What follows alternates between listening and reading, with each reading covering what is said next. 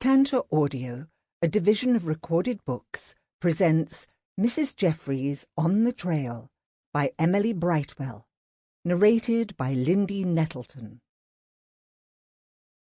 Chapter 1. It's deader than a ruddy rat's arse tonight, ducks. You might as well pack it in and give your feet a rest. Milly Groggins yelled to her friend on the other side of the Strand. She tossed the end of her thin, tatty scarf over her shoulder and sauntered towards the flower cellar.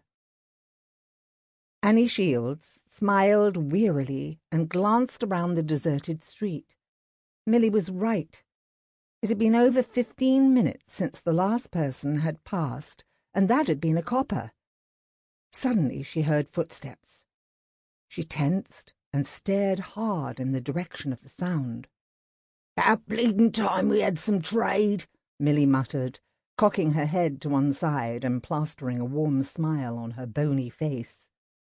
From out of the fog, a man dressed in a caped greatcoat and carrying an umbrella came towards them. Annie stared at him hopefully. He brushed past her without so much as a glance. "Hello, love," Milly called, but the man ignored her too. Disappointed, Annie sighed. There wasn't any point in hanging about any longer. They weren't coming. No one was coming. She gave the street one last long look, but she couldn't see much of anything now. Even the bright lights of the theatres just ahead had been dimmed by the thick fog drifting in off the Thames. She shivered and shuffled her feet. It was bloody cold, too. The whole area was empty, almost frightening. Annie shook herself and was glad that Milly hadn't left yet. She'd been stupid to come out tonight. "I reckon you're right, Milly," she said as she reached for a basket of chrysanthemums and stacked it on her cart. "We both might as well pack it in. Neither of us'll have any business tonight." "You can say that again," Milly agreed, her tone disgusted. She gazed thoughtfully at the flower cellar. "What are you doing out this late?" Annie hesitated. "Just trying to pick up some extra business," she finally said. No sense in telling Milly everything. "You picked a bad night for it," Milly muttered angrily. "Bleeding riots." She glared in the direction of the theatres. "What's the riots got to do with it?" Annie asked. She didn't really care all that much, but she was starting to feel fidgety, and the sound of a familiar voice helped keep her nerves steady. "They've got everything to do with it. Them riots today is what's kept our customers away. Everyone's afraid to go out, what with them damn nationalists taking to the streets. Bloody Irish, always screaming and fighting about something. And who pays for it? We do, that's who." She snorted angrily. "How's a body supposed to make a living when the blooming streets are empty? And how am I going to make me rent tonight? That's what I'd like to know." Annie gave her one quick, sympathetic glance and then looked away. Milly stood huddled under the gas lamp, blowing on her fingers to keep them warm. "Ruddy hell, it's cold tonight," she said in between puffs. Annie knew desperation when she heard it, but she didn't look up. Milly Groggins wasn't her problem. It didn't do to go sticking your nose in other people's troubles. But then she heard the familiar clicking sound of chattering teeth. She couldn't stand it. She patted her coat pocket and bit her lip. Despite the lack of customers, she had money. Swallowing hard, she forced herself to look towards the dim circle of light where the other woman was vainly trying to keep warm. Annie's heart sank. From the look of things, Milly was flat-out skint, with her threadbare coat, a scarf that was nothing more than a scrappy bit of thin yarn, and a tatty hat with droopy plumes. Even in the poor light, Milly looked pathetic. Her expression was stark and fearful, her body thin from not having enough food, and her clothes were no protection at all against the damp cold of night. Annie shivered. At least she had a roof over her head tonight, she thought. poor Milly would be sleeping in a doorway if she didn't help her. Besides, she reasoned, tomorrow he'd come, and he was always good for a fiver. But what if he didn't come? Milly suddenly ran her hands up and down her arms in another futile attempt to get warm. Annie made up her mind. Milly was her friend, and if she had to kip out tonight, she might get sick. It was too bloody cold. Never mind that any coin she slipped to Milly would probably never be repaid. She'd had a bit of good fortune lately, and it wouldn't hurt to share it with someone who was down on their luck. Annie finished putting her few remaining flower baskets onto the cart.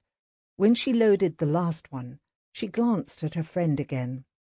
Milly was still muttering curses on the heads of the Irish, the anarchists, the police, and the cowardly toffs who were locked up safely in their houses. Her colourful curses made Annie smile.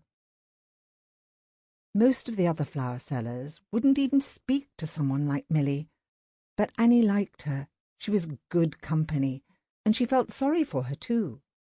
No one liked having to walk the streets at night and sell their bodies just to keep a bit of food in their bellies. Horrible that was. But she could understand why some had to do it. She'd come close to having to do it herself. Even if he didn't come, she had a bit tucked away for a rainy day. Annie reached into her coat pocket.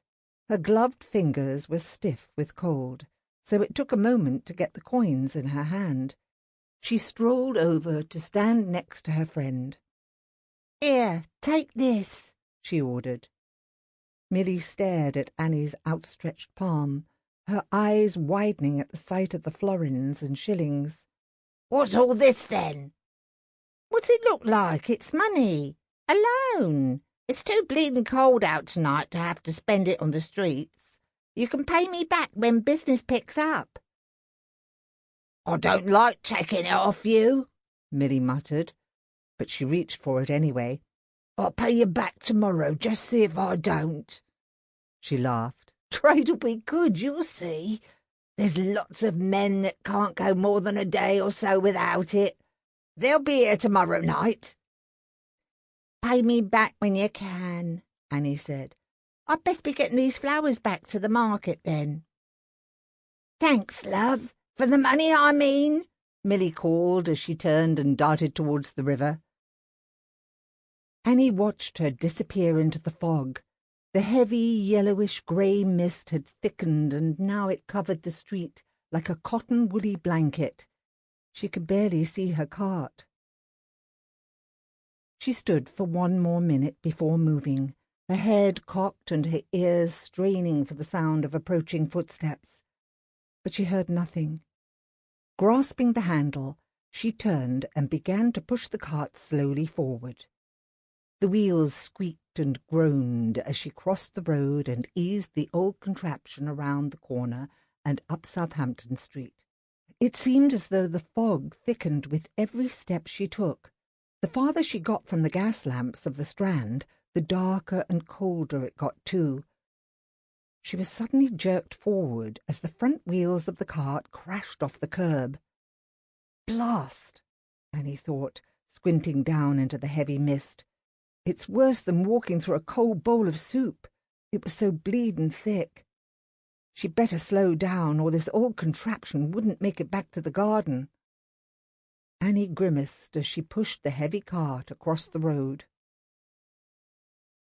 The wheels didn't squeak so loud now, but that was somehow worse, made her realize how quiet the street was.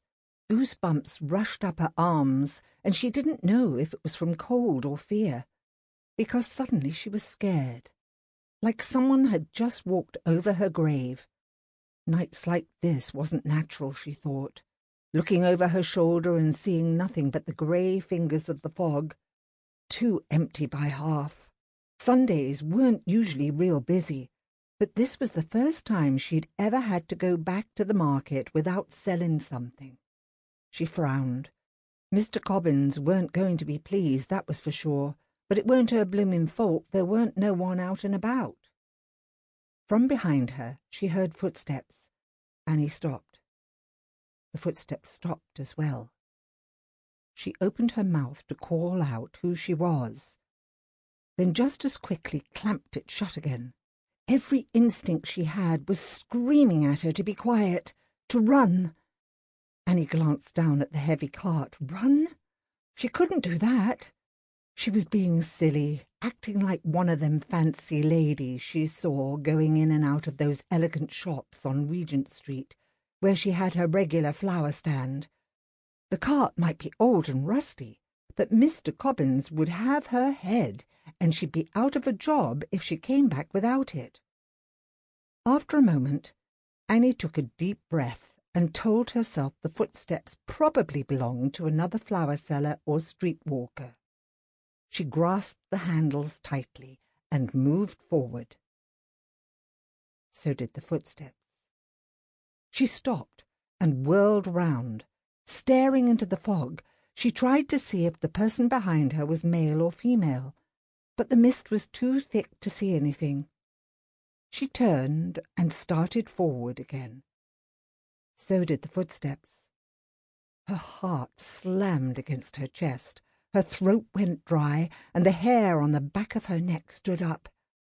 "Who's there?" she called frantically, hoping against hope that it was a copper. The only reply was the sound of the steps coming closer. They seemed to be moving faster as well. "Bloody hell!" Annie took a deep breath and tightened her fingers around the wicker handle of the cart. The sense of danger she'd had a few moments ago was back, and this time she wasn't going to ignore the warning. With all her might, she shoved the cart hard and charged up the street. The wheels screamed in protest, but Annie didn't care. The footsteps started to run. Annie ran too, pushing the cart with all her might and flying towards the end of the street and the safety of Covent Garden. Flowers flew off the cart in every direction, but she didn't care. A bundle of chrysanthemums bounced to the ground, a nosegay of violets flew past her arm, and a bunch of expensive roses landed in a pool of mud, but she didn't slow. The footsteps were gaining on her. She could hear them closing the gap behind her. Suddenly a wheel popped off, and the cart careened wildly, pulling out of Annie's hands and tumbling onto its side. Annie tripped, tried to regain her balance, and fell over the end of it. The fall knocked the wind out of her. Gasping, she struggled to sit up. Her instincts, honed by working the city streets for the past year now, were screaming for her to run. She was in trouble, bad trouble. She opened her mouth to scream just as a cloaked figure burst through the fog.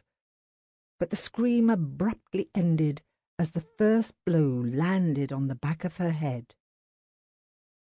"It was appalling, Mrs. Jeffries," Inspector Gerald Witherspoon said. "Utterly appalling." He took off his regulation uniform hat and sat it down on the table next to him. His clear blue-grey eyes were troubled, his thinning brown hair mussed, and even his moustache drooped. "The whole experience must have been dreadful for you, sir," Mrs. Jeffries agreed. As housekeeper to the inspector, she knew him very well. The poor man was upset. Unlike most policemen, until she'd come to work for him, Inspector Witherspoon had spent most of his career working in the records room. Today he, along with practically every other policeman in the whole city, had been called out for a show of force against a mass procession in Trafalgar Square. Handling unruly mobs was as foreign to the man as eating buffalo steaks for breakfast. Mrs. Jeffries gazed at him sympathetically. "Civil unrest is a terrible circumstance. I'm not so sure there would have been any civil unrest if Sir Charles had let them have their silly procession." Witherspoon shook his head and reached for his sherry. Mrs. Jeffries couldn't believe her ears. Perhaps some of her free-thinking ideas were actually making an impact on the inspector. "Whatever do you mean, sir?" He brushed her question aside with a wave of his hand. "Forgive me, Mrs. Jeffries, I'm talking nonsense." "You never talk nonsense, sir." She was curious about what he'd been thinking, though now she suspected he wasn't going to share it with her. Surprising, really, the inspector generally shared everything with her, including the details of each and every one of his murder cases. Sometimes he startled her by hinting or almost revealing something quite extraordinary about how his mind worked. "Did you mean that you thought the police commissioner caused the riots by issuing the edict against the procession?" No, he said hastily. "Really, it's not for me to question the wisdom of my superiors. Yet I can't help but think that it might have been the police regulation posted on every lamp-post in the city that got so many people there in the first place. After all, how many people are really interested in the Metropolitan Radical Federation?" "The Metropolitan Radical Federation?" Mrs. Jeffries queried. "I thought the whole thing was about Mr. O'Brien. You know, that Irish MP that was arrested." "Oh, it was," the inspector said. "But you know how these things happen. Some of the people there were no doubt truly disturbed by the problems in Ireland, but many of them were there to protest all kinds of what they call social ills. Frankly, Mrs. Jeffries, if the police commission had just ignored the whole thing, most people wouldn't have bothered to turn up at all." He set his glass down. "I mean, really, who wants to listen to the rantings of a bunch of politicians, socialists and anarchists?" "There are many who seem to feel that people with such ideas are dangerous," she remarked. "Sir Charles Warren is obviously one of them." "I mean no disrespect to the commissioner of the police," Witherspoon said, "but I do feel that the entire incident should have been handled differently. An unruly mob is certainly an impediment to public safety, but we don't know that they would have been an unruly mob if they'd been allowed to have their march. Perhaps there would only have been a few speeches, a couple of banners waving about, a slogan or two painted on a wall, in which case the only danger they'd pose is boring their audience to death." Mrs. Jeffries laughed. "Still," the inspector continued thoughtfully, "whether allowing them to have their march was right or wrong isn't really for me to say, but I do know I was quite shocked by the way some of my fellow policemen behaved. There was some dreadfully uncalled-for roughness." He looked troubled. "Some of the constables were quite brutal." Mrs. Jeffries gazed at his face.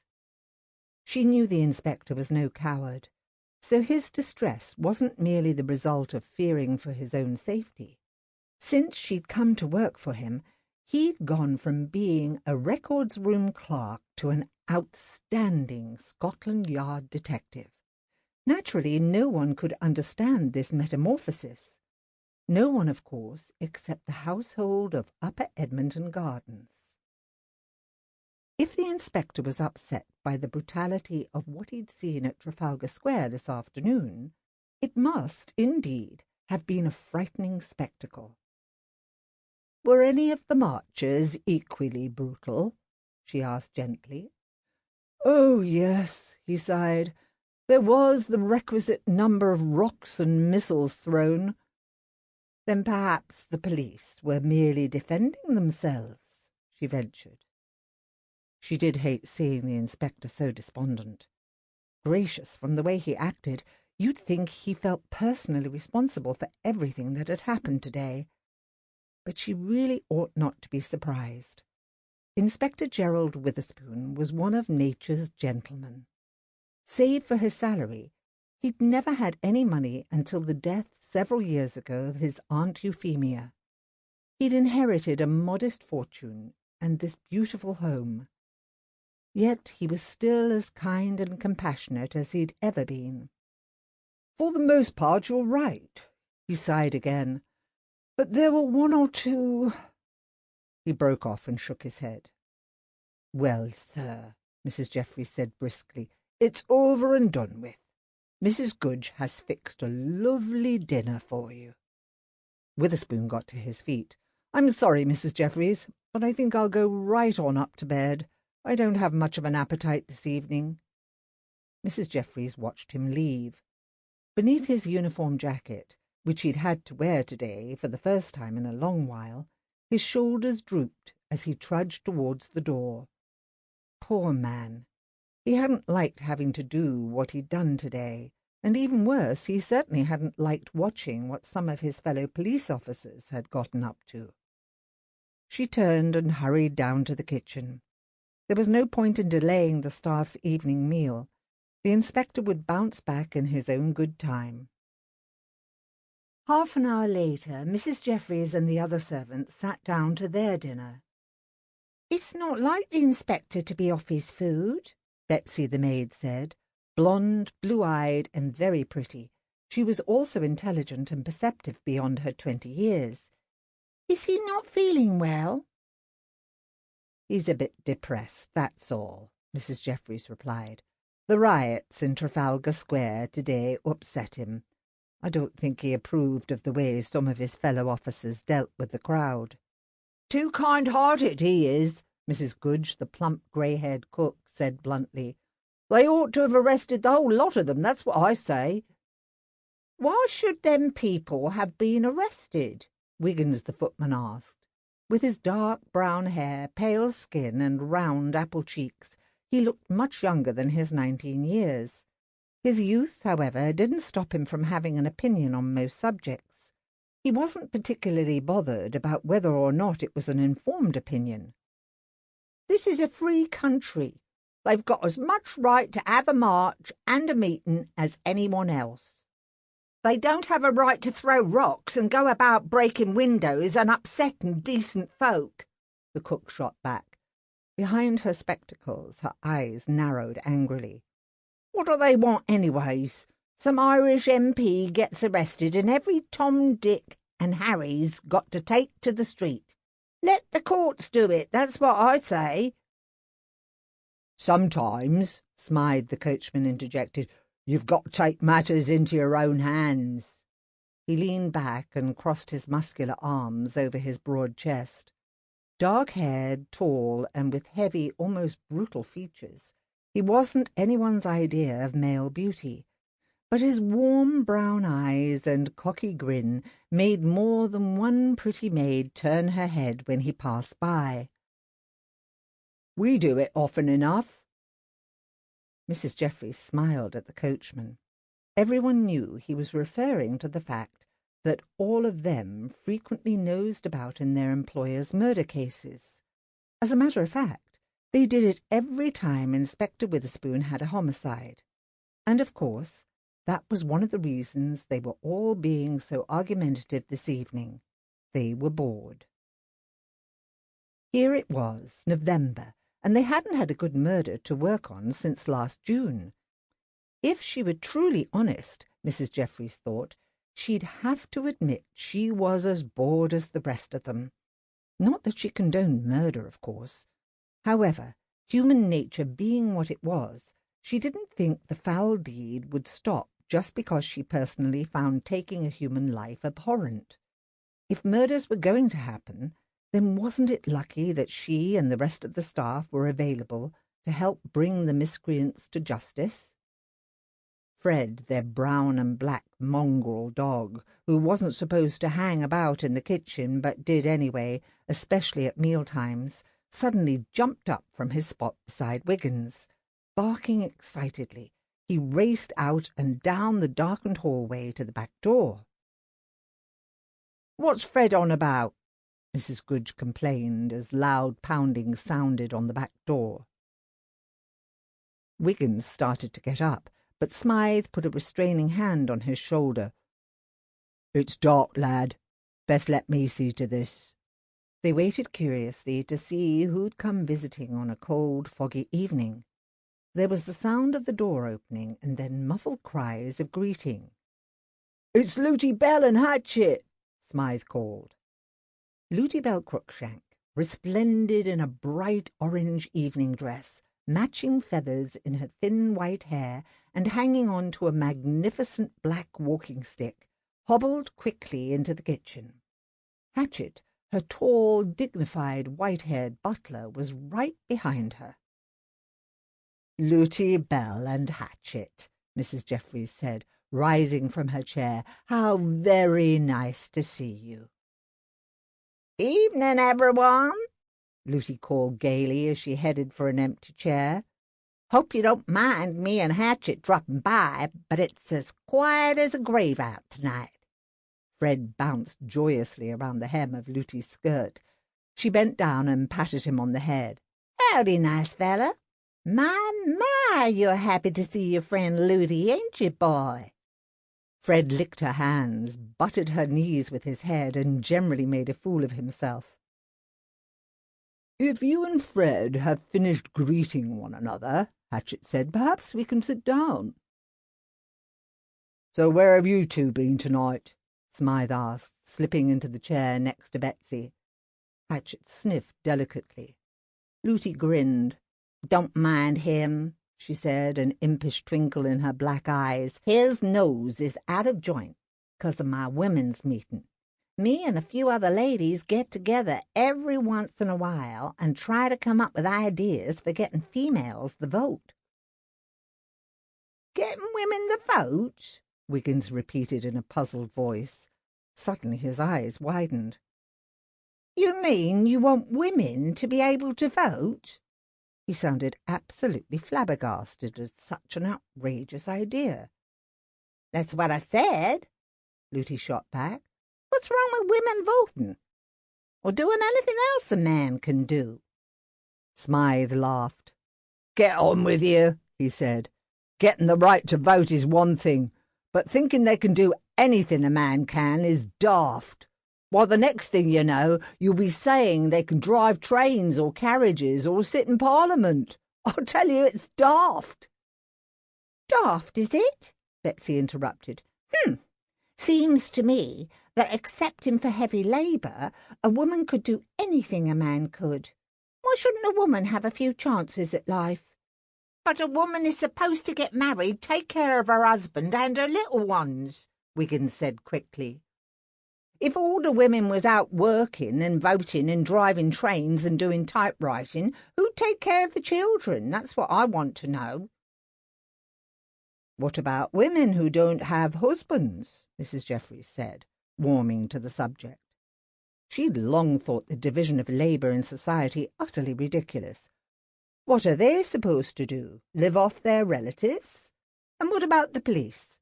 Do you honestly think a woman couldn't be as good at solving crimes as a man? That shut everyone up. Every one of them knew it was Mrs. Jeffries who'd been responsible for solving virtually every one of the inspector's murders. The only person who wasn't privy to this knowledge was the inspector himself. They'd all agreed to keep him in the dark about their various investigations on his behalf. Looty cackled. "That's telling 'em, Hepzibah." "Really, madam?" Hatchet gave her a quelling glance, which she completely ignored. "I hardly think that comparing Mrs. Jeffries' undoubted superior detection skills to the average woman outperforming a male is a true test." "You don't, huh?" Looty said smugly. "Well, I dang well think it is." "Obviously," Hatchet continued, "Mrs. Jeffries has a special gift. But that was one of nature's, well, shall we say, errors. In the true scheme of things, it should have been the inspector who was blessed with such a talent. However, nature does occasionally make a mistake, but that's hardly evidence for your contention that females are as capable as males. Let us be truly honest here. Everyone knows how women are." "And precisely how is that?" Mrs. Jeffries asked softly. Hatchet, who didn't notice the gleam in the women's eyes, went blithely on. "Women are, of course, delightful creatures, but they are also weak-willed and emotional. They need the firm guidance of a man." "Hatchet's right," Wiggins said smugly. "Hatchet needs his head examined," Mrs. Goodge said tartly. "It'll be a cold day in the pits of hell before I'd let some man guide me." "Really, Mrs. Goodge," Hatchett said defensively. Sample complete. Ready to continue?